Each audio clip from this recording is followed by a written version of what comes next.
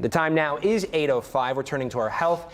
Cancer, a disease that disrupts lives for millions. This morning, we're focusing on an innovative way to reduce hair loss during chemotherapy. It's called scalp cooling.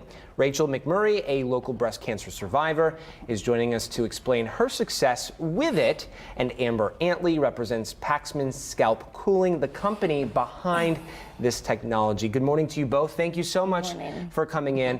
I want to start with you talking about how this works. Explain to us how it works. So it works by cooling the scalp. It lowers the scalp temperature down between 64 and 72 degrees. And with that, it causes vasoconstriction, which really doesn't allow as much chemotherapy to get to the hair follicle. So you are protecting your hair follicles the entire time. So that's how you can retain hair and you get a lot faster regrowth. And I know that's a big concern for so many people battling cancer. Will I lose my hair? Right.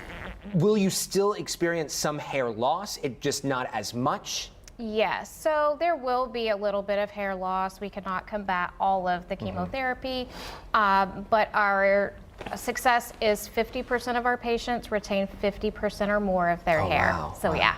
Is it painful? No, it's cold. not painful. It is very cold. It is a specialized coolant that runs 28 degrees through the system the entire time that they are connected to our system. So it's during almost chemo. like, is the sensation, the feeling like putting your head in a snowbank, sort of? I've never done that, but Living in Texas, I've never had to do that. Coming from the north, coming from the Adirondacks, you used to do that all the time. Is that not normal? no, that's not normal. It would be, yeah, it's like putting your hand in like ice water, or Okay, yes, it's like putting your head in a snowbank. Well, there you go. Yeah. How much does it cost? It does cost, for 12 treatments, it's $2,400. You do go per treatment, so the first 4 are $350 each, the 5th and the 6th are $200 each, and then the last 7 through 12 are $100 each, with a lifetime maximum of $2,400. That is for self-pay. Most facilities around here are self-pay, but we do also have Medicare that approved it a couple years ago. And so some of the facilities, if they've switched over to what's called our buy and bill program, then they can bill insurance. Oh, wow. Yeah. Is there any opportunity for financial support for folks interested? Yes. So for patients that are self-pay, we do have a hair subsidy called Hair to Stay. If they do qualify for Hair to Stay, they do reimburse them a large amount of what they pay, plus they get a 25% discount off the top. We also, once you do Hair to Stay, if you don't qualify for that, there is another hair subsidy that's called Share Charette.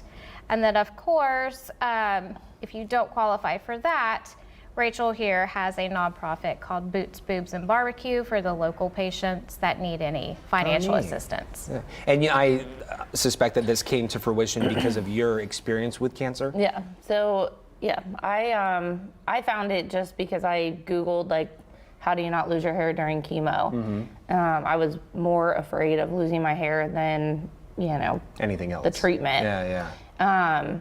And so once I Googled it and found, the cap and started doing my own research, like I paid for, I had a lot of people that, helped me through my journey. So yeah, I wanted to be able to help other women, make that an option and a choice. So we started a barbecue called Boots, Boobs, and Barbecue. Awesome. Yeah. Awesome. When were you diagnosed? I was diagnosed in August of 2019. 2019. So right before the pandemic. Yeah. Yeah. And then I did my treatment all the way until April of, chemo I finished in April of 2020. And I kept most of my hair. Thanks to this Yes. technology. Oh, 100%. Yeah. If you don't use the cap, you're going to lose all your hair. Yeah. That's just part of chemo. What would you say to men and women battling cancer right now? If you had one message to them that got you through your journey? I think mindset is a really big deal.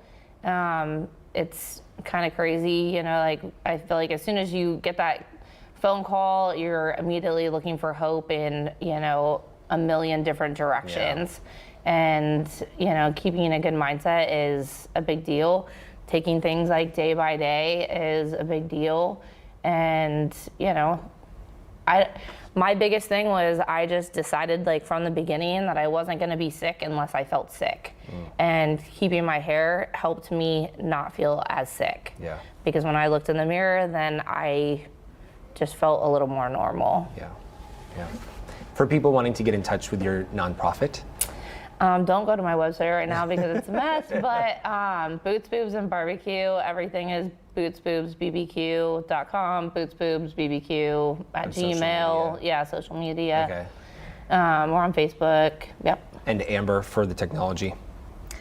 You can go to coldcap.com for scalp cooling. Okay, Yeah. and we'll make it extra easy for our viewers. We'll put all of this information inside this article Perfect. on our website, clicktohouston.com. Rachel and Amber, thank you so much for your Thank you. time this morning. Yeah.